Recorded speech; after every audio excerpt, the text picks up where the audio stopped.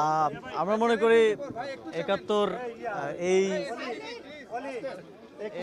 একাত্তর এই দেশকে জন্ম দিয়েছে এবং আমরা একটা স্বাধীনতা অর্জন করেছি, একটি রক্তক্ষয়ী স্বাধীনতা।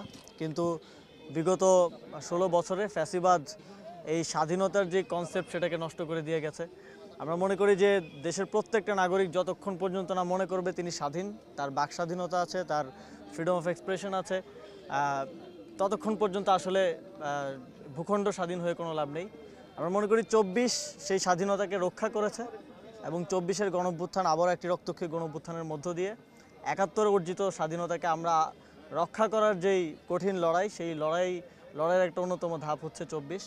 এবং এই স্বাধীনতা সামনের দিনগুলোতেও বাংলাদেশে থাকবে এবং আর কখনোই একটি স্বাধীন ভূখণ্ডে এদেশের মানুষ আর পরাধীন অনুভব করবে না।